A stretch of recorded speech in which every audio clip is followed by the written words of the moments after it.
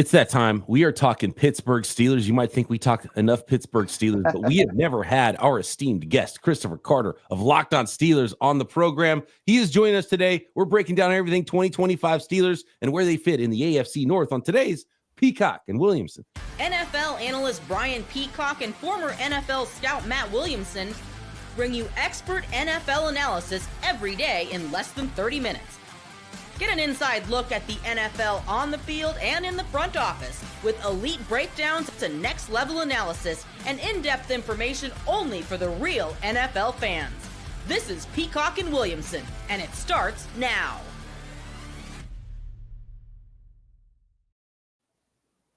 Welcome to the Peacock and Williamson NFL Show. Brian Peacock alongside Matt Williamson, as always, at BD Peacock at Williamson NFL. Thanks so much, everybody, for making us your first listen on the Locked On Podcast Network. Your team every day. Love the everydayers hanging with us as we get ready for the 2025 season.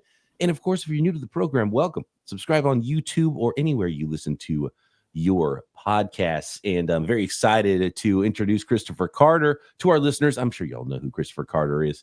And you've probably heard him on Locked On NFL before. You've heard him on Locked On Steelers, and you've heard him everywhere there is to hear him, seen his written work as well at Carter Critiques on Twitter. Christopher, welcome to this program. We have not heard him on Peacock and Williamson, and that's my fault. All right. I've always kind of thought we had the Steelers covered, but, he stepped up. We couldn't say no. I think I owe you a beer at Sharky's in a month because you should have been on long ago. Hey, it's all good. Y'all know that y'all got the Steelers covered with Matt Williams. I mean, it's a voice everywhere around here. So I appreciate being on the show with you guys. But I will hold you to that beer, Matt, because that's a long summer in Latrobe we got coming. That's right coming anyways. I've heard things go down at Sharky's in Latrobe. Sharky's in the spot, dude. I wish I covered the Steelers so I could go to Sharky's in Latrobe. Baby. That sounds like a fun time at Steelers camp. My dorm room's got 2 beds, BP. Oh, does it? You hop right in, right? Yeah. Yeah. I've heard about the beds. Legs dangling off of those dorm beds over there. Yeah, they're not great. I love the training camp life. I like the idea of going somewhere else for training camp, kind of getting away from it a little bit. And so few teams do that. So few teams get away. Most teams have their own facility and it's all high tech and everything's going there. But I miss the days when the Niners were over in like Stockton doing training camp and just getting away.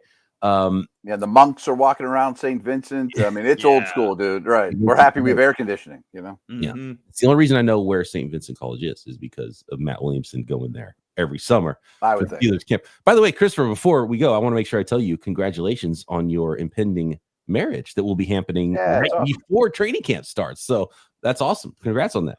Thanks, guys. Yeah, it's been a long time coming, but I was able to get it in. We scheduled it intentionally for like early July, so we'd have a little bit of reprieve before camp, and then we get into the madness. And I said, okay, enjoy all of this time, love of my life, because now you won't see me for a month.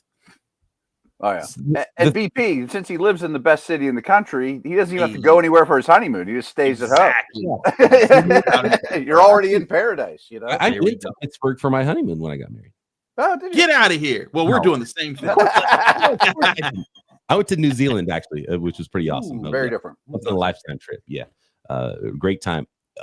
So the real last thing I say the rest of this podcast, because you guys just talk Steelers. It's exactly it. Because the real reason, Christopher, I wanted to have you on is because you can tell us all the reasons why Matt Williamson's wrong about the 2025 Steelers. Okay. And my big worry, BP, if him and I start talking, we're going to be talking about like Ben Skoranek and backup guards and Logan Lee, people that no one else knows about, That's what we're here for. We need, we need those, the fantasy sleeper names. We need the names that the layperson won't be looking for. And so when you are with your buddies and you're watching the Steelers, on the Sunday ticket package or whatever the packages are they have these days, and you are watching the games, you'd be like, oh yeah, Skoranek, he does this, that's him over there, he's doing this, and you could talk about it. Like I was on top of Jaylen Warren before everyone else, thanks to my Steelers knowledge doing this program with you. So I want to find out who those players are, the secret superstars I like to call them for different teams. But we got to start with the big name, the big ticket item, which is Aaron Rodgers. And Christopher, what's the word on Aaron Rodgers? And sounds like this is going to be, as kind of assumed, but now officially, his swan song, his final year in the NFL. What have you seen so far from him at minicamp, and what do you expect from this version of Aaron Rodgers and the Steelers? So the thing that he said on Pat McAfee shows was, I'm pretty sure this is it. That's why we did just a 1-year deal. I'm really just about finishing it with a lot of love, fun, and peace. What political place to finish? Talking about the Steelers being a crown jewel of the NFL. It's like, listen, I thought this when this whole thing first looked like it was starting to be real. Like, this is going to be a swan song for Aaron Rodgers. He wants to go to a place where he knows there's an established head coach. He doesn't have to do everything, kind of revamp everything himself.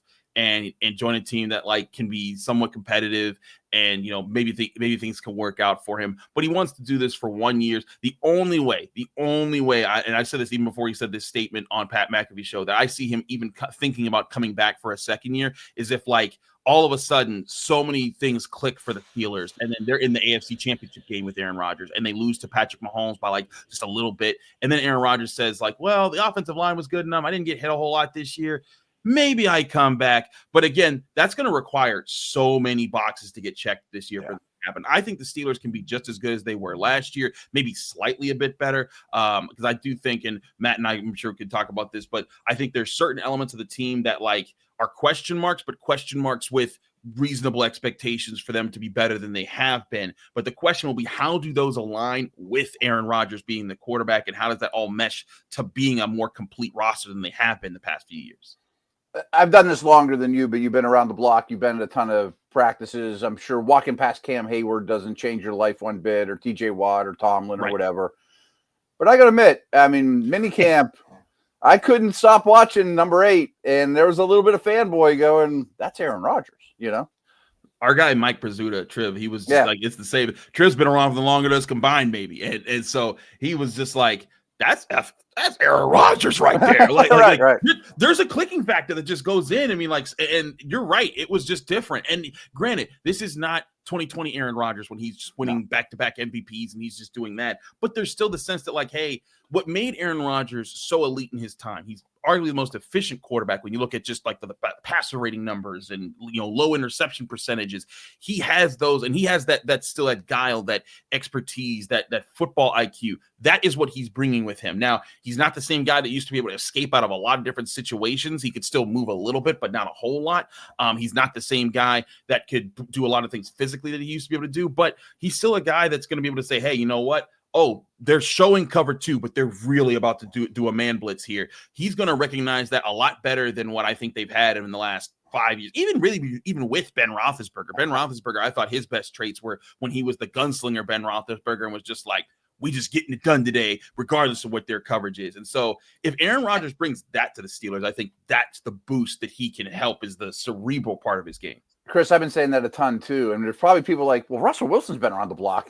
It's not the same. I mean, I think Rodgers above the neck is much better than Wilson. I mean, look at their careers. Russell Wilson never, I don't think has he ever gotten an MVP vote?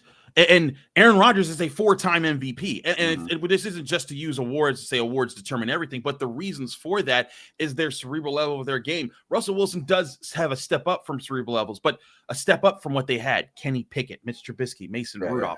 That's a low bar to clear. Russell Wilson is a solid veteran. You're talking about Aaron Rodgers, who is in the discussion with the greatest quarterbacks of all time when you talk about passing, just pure passers and quarterback efficiency. That is just such a different level than what the Steelers have had. I've got one more note on Aaron Rodgers and something I want to run by you guys before we talk about the rest of this 2025 Steelers roster and how this team might be stacked with the rest of the AFC North next.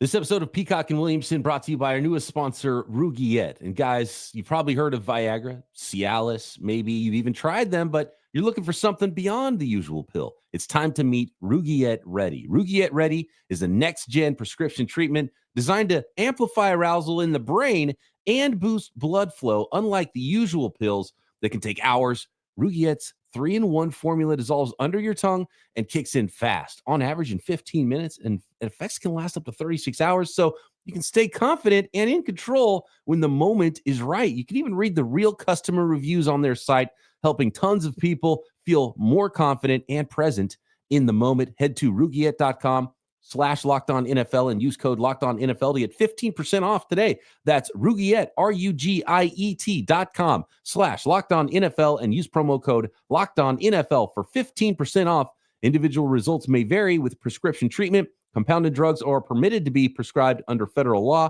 but are not FDA approved and did not undergo FDA safety, effectiveness, and manufacturing review. Please visit the Rugiet website for full safety information. My last question with Aaron Rodgers is, and especially bringing up Ben Roethlisberger and late career Ben, and remember how quickly Ben was getting the ball out late in his Steelers career, and we had that conversation about Tua. It was like, oh, the fastest time to throw. It was like, well, that's not always a great thing. And then the first thing I thought of was like that late career Roethlisberger is like you're getting the ball out almost too fast, and some late career Drew Brees as well, and you start to see how it starts to break down. Russell Wilson, you bring him up. You talk about MVP votes. There was a season, what was it, 3 years ago at the Seahawks where he was like overwhelmingly the first half of the year MVP. And then it fell apart the end of that year. And all of a sudden he was just never the same. And once a guy is washed, they're kind of washed.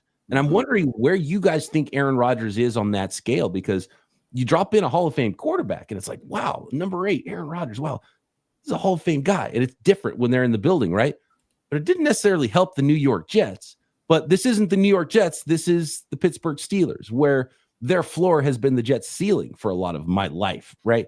And we've seen some bad quarterback play since late career Ben for the Steelers. So where do you guys think this current version of Aaron Rodgers is? And Chris, do you think 40-year-old Rodgers is, or 41, I can't remember how old he is, do you think that is so much better than everything else that's all they needed was just, can we get some decent quarterback play in here? And how much better could that be for the Steelers if he is that? I do think they needed something like that. Even just, again, the cerebral level that he's going to bring to his game. It's going to be a boost from what they've had. But again, what they've had has been below average in the NFL for the past half a decade now. So you look at that, and yes, the quick release is going to be a big question. Is like, I'm sure there's going to be several plays where he does just say, hey, DK Metcalf, run that slant, bang, and just hit that and try to get that. But teams are going to adjust to it. The question will be, how does he counter that when he sees, hey, they're taking away those quick routes, they're jumping all over that. Will he have the comfort level with his offensive line and Arthur Smith's passing offense to say, I'm going to hold on to the ball, wait for Pat Freiermuth to break over the middle, hit him there. Or I'm going to hold on to the ball, let Calvin Austin or Roman Wilson run a more horizontal route and use their pure speed to just lead them a little bit and see if that can get an open play over the middle. It's things like that if he can compound multiple aspects of a passing offense, that can change things for the Steelers. Whereas, like Matt, like you remember Hard Knocks, the Ravens were out there on national television being like, the Steelers with Russell Wilson are layups and 3-pointers. He hits the deep ball and he hits the quick pass and nothing else. If Aaron Rodgers can add elements to the game where it's like the guessing game comes in, because now if I'm the linebacker and I have to help against the slant, but oh my gosh, I helped underneath and I got hit with a drive concept and there's and Pat Freiermuth is 15 yards behind me wide open because I went over the shallow crossing route.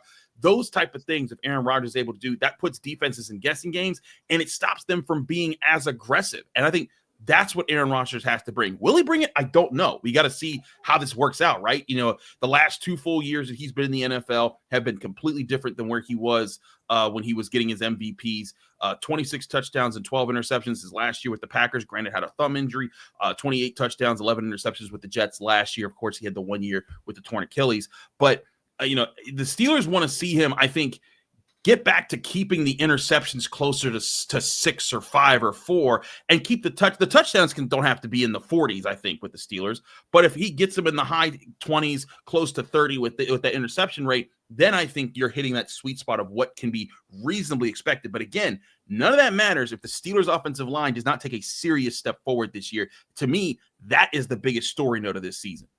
So you're talking about, hold on real quick, Matt. Yeah. You're talking about 20, 30 touchdowns. Didn't Kenny Pickett a couple years ago have like 1 touchdown pass or something crazy? There was 2 years in a row. They basically had like 13 touchdown passes as a team. I was about to bring that up. Like anything's better than that era, Exactly. I think it was like 26 touchdowns over 2 years passing touchdowns. That's insanity. Unbelievable. So I would expect this version of Aaron Rodgers, if healthy. And that's the other thing that happens. And look, I've passed through that age not long ago now where Aaron Rodgers is, and stuff starts breaking down. Like I can't get through a slow pitch softball game without, my hip kind of hurts a little bit for some weird reason today. It's one of those things. And it happens even for the great athletes. So I hope Rodgers is healthy and it is a swan song there. You started to mention some of the players that he's throwing passes to. And it's an interesting group of wide receivers. Obviously, the DK Metcalf trade was huge. So DK Metcalf is wide receiver 1. We didn't really see much of Roman Wilson as a rookie last year. So year 2, interested to see what that looks like. I think he can be a weapon as a slot receiver. You got the veteran in Robert Woods, the undersized speedster in Calvin Austin, who's had a nice little start to his career, even though you don't expect him to be, the main target hog in an offense in the NFL. Ben Skoranek. Talk to me about this receiving group. Pat Freiermuth, obviously, Darnell Washington, Connor Hayward. So, there's a lot of places to spread the ball around in this offense, running backs as well. But talk to me about the wide receivers, the pass catchers. And we spent a lot of time trying to figure out which player the Steelers might bring in. Do you think they're kind of done now, or do you think you're going to get a notification while you're on your honeymoon that they've performed some kind of a big trade right before camp? I pray to God that there's no such notification. I'll tell you a quick funny story before that. I was in Washington, D.C., and it was like my one day. It was like I had a whole day before covering the ACC semifinal of their basketball tournament because Pitt was in it. And I'm there with Noah Hiles. And all trip, I was like, hey, we're in D.C. for a week. I want to go to the Black History Museum, the African American History Museum. I've always wanted to go. Finally went. And we're in like the toughest part of it, like the slavery, the tough. This is we're finally getting to the Civil War, like some of the good stories that are just like hopeful and inspiring. And then I don't have a signal because it's so much in there. And then Noah, my old partner, comes in. He's like, hey, Chris, you got to see this. I'm like, what did you see? He's like, the Steelers just traded away Kenny Pickett. And I'm like, no, I can't. I had to leave the museum. I was so mad. And I'm like, the Steelers always do things at the most inopportune times for my life. Yeah. But so I'm praying, not a honeymoon. I used to joke with my fiance. I was like, we're going to be at the altar and Aaron Rodgers is going to sign on that day. And it's just going to be that. So with this, I don't expect a move to happen until training camp, until probably a little bit into training camp. And Matt, tell me if you think I'm crazy here, but I think what the Steelers are doing right now is they want to see Calvin Austin, Roman Wilson, DK Metcalf, these pass catchers with Aaron Rodgers go through some non-padded practices, go through some padded practice, and maybe even a preseason game or even 2 before they say, all right, this isn't enough or this is enough. And if I think they do add a wide receiver at some point, but the talent of wide receiver, the capital they move for it, we determine, hey, do we think one of these receivers is turning into a really good wide receiver 3 and we don't need to get that wide receiver 2? Or is it, oh no, this is really bad, we got to go spend and go get a guy? I think that's what they're waiting on right now, Matt, just because I feel like Omar Khan, he's a patient GM right now. Well, we know that this organization, for better or worse, kind of moves like a glacier. I mean, they don't make any move until they have to make a move, and they call them patient or whatever, how you could use a negative connotation, whatever, but they don't exactly, oh, there's a bright, shiny new thing, I'm just going to jump on it. I mean, not at all, obviously, during my whole life. So I don't know what the timing will be. I don't know what the level of wide receiver will be. Is it just going to be signing Gabe Davis or Amari Cooper? Is it going to be trading for Alan Lazard? All of which are kind of underwhelming. Or is it going to be a reasonably big deal? But I definitely think, I just don't know when or who they will add a wide receiver to. And the one thing you didn't mention, because I agree with all the stuff about Wilson and Austin, I think they have hopes for those guys. But we saw it last year. When Pickens was out, it was a disaster. And if Metcalf happens to miss 3 downs in a row, it could be a disaster, let alone 3 games in a row, No, I'm right with you. It's a concern, right? Like you said, when Pickens went down, the whole offense went complete. It was a disaster, right? And it's just like, and granted, that was with Russell Wilson and the way that he was playing at the time. But like, again, Aaron Rodgers is not MVP level Aaron Rodgers. So you can't expect him to just carry the other, like, all right, guys, we're just making it work. So I agree with you. It's going to be about, do they think that one of these guys can step up, or at least both of these guys can step up? Because I have this theory where, let's say Calvin Austin and Roman Wilson, neither are wide receiver 2 this year, but they're both like really good wide receiver 3s, kind of like Antoine Randall behind Hines Ward and Plaxico Burress. And you're like, you know what? Both of these guys are slick. They're fast. They're quick. We can use them in enough different ways that you don't need a bona fide wide receiver 2. That's where I think the sweet spot could be. But I agree with you that like they may be in a position where, like, you know what? We can't be like where we were last year. We need someone to be ready for if DK goes down. Yeah. I definitely want to get some fantasy insight from you guys, talking about the running backs, and then a few more notes on the offensive line, what this defense is looking like coming together, which has never been really much of a question for the Pittsburgh Steelers, and maybe where they stack up against the other teams in the AFC North, to finish up with our guy Christopher Carter of Locked On Steelers next. Do you ever check your bank account and you wonder, where did all that money go between dining out, online shopping, entertainment? It's easy to lose track. It has happened to me. I know it's happened to you. And that's where Monarch Money comes in, your personal CFO, giving you full visibility and control over your finances. Monarch Money isn't just a budgeting app. It's a complete financial command center. You can track all your accounts, investments, and spending in one place. So you stop just managing your money and start building wealth. Tons of insights with Monarch Money. You realize how much you're spending on food delivery, coffee every day. Now, budget smarter and save more. And I love the easy collaboration. The best part, managing money with your partner, smoother than ever, without the stress, tracking shared and personal accounts, setting goals, stay on the same page. So take control of your finances with Monarch Money. Use code LOCKEDONNFL at monarchmoney.com for 50% off your first year. That's monarchmoney.com, code LOCKEDONNFL for half off your first year. So the most important question I have to ask today for our listeners is, who are we drafting in our fantasy football leagues? And the rookie running back, Caleb Johnson, I like the player. I like the fit. Jaylen Warren, how entrenched is he as running back one? Is this going to be a split? How are you playing this in your fantasy leagues, Christopher? I'm taking it's. I want to kind of handcuff these running backs, because I don't know how this is going to play out on the year. I think Jaylen Warren has been waiting his turn patiently, and I think the Steelers are ready to give him the starting role to start the season.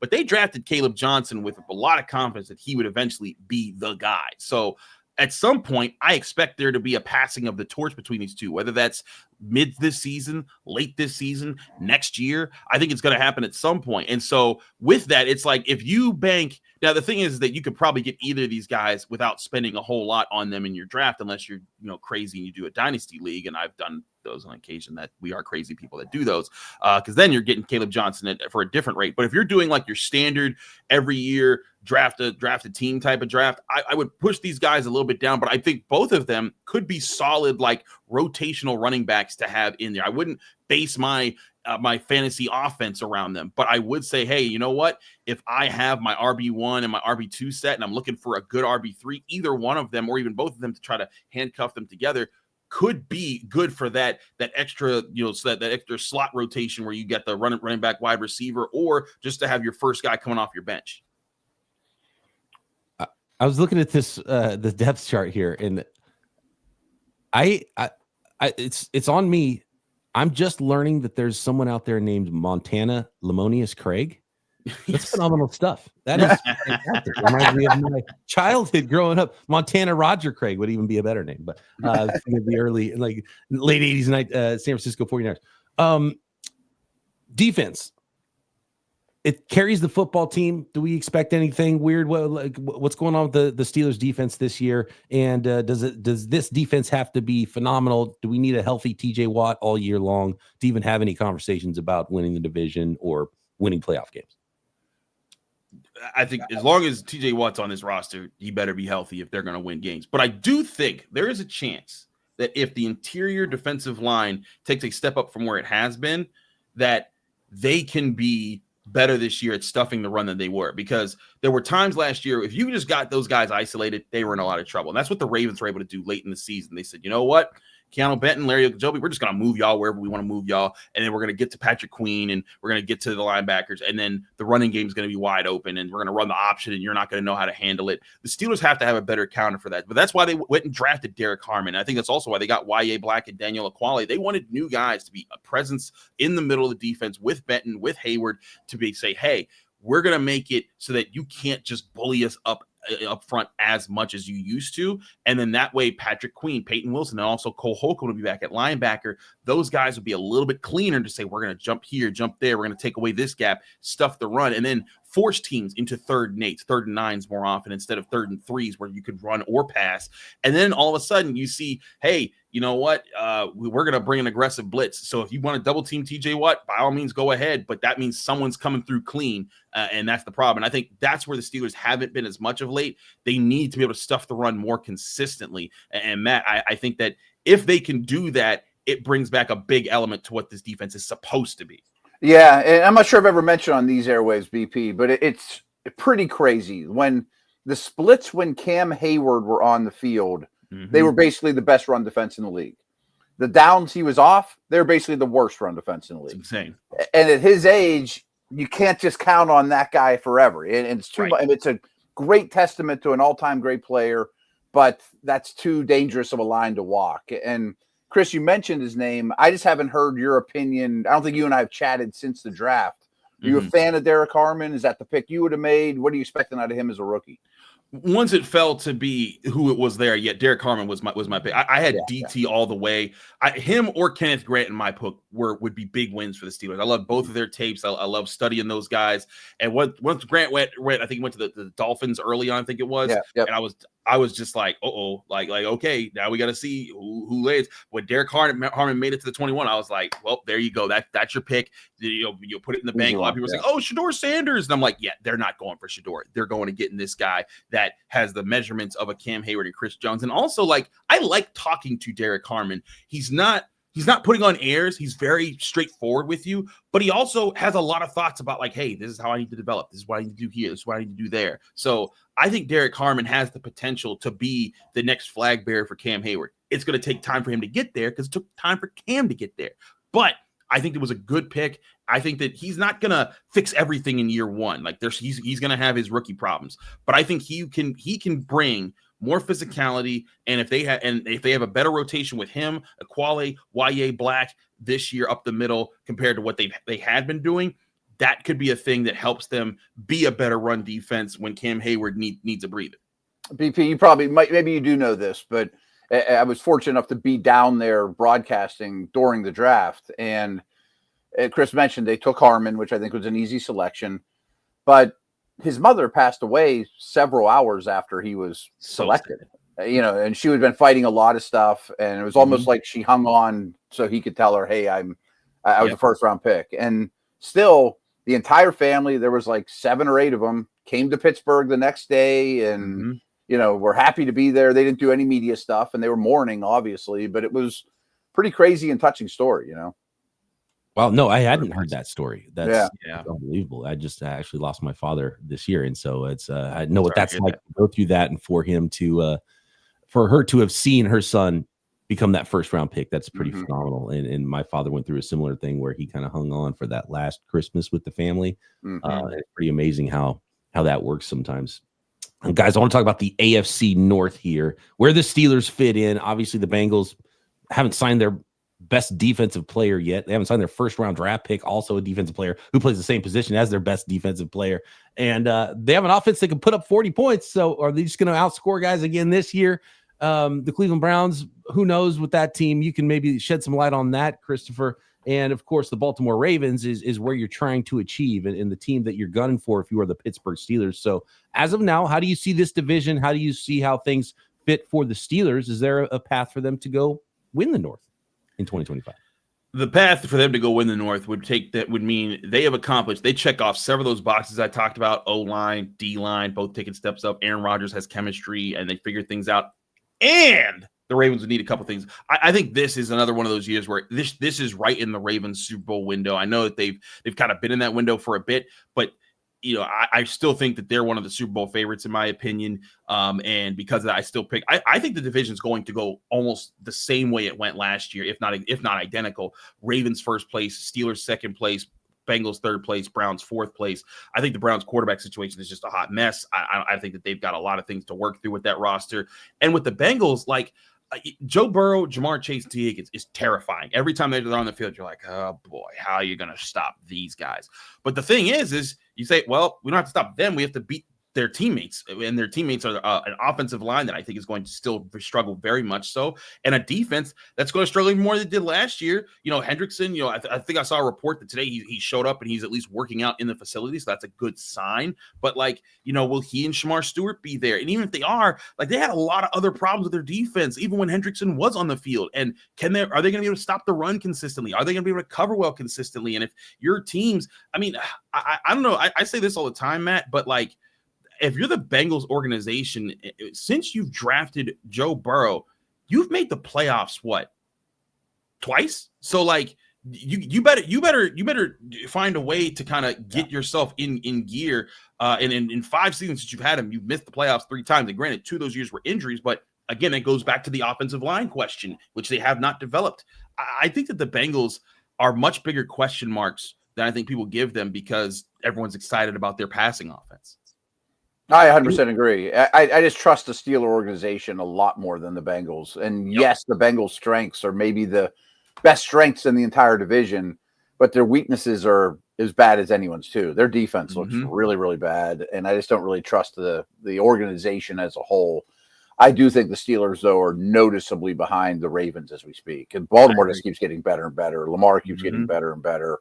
But they'll probably split during the regular season and then lose them. They always do. Right. Right. It's almost like it doesn't matter what the Steelers do as long as Lamar Jackson's healthy and he's on 2 legs. It's going to be tough to take down that team with the way they're built right now. Oh, yeah.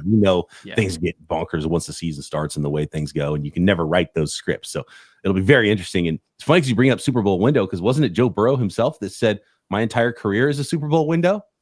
And now he's like, well, first, and let's talk back about a Super Bowl window again. He might have been talking more about Lamar Jackson's entire career as a Super Bowl window. That is the AFC North. And of course, that is our friend, Christopher Carter. Welcome to the show officially, Christopher. It's fun to talk Steelers for an entire episode.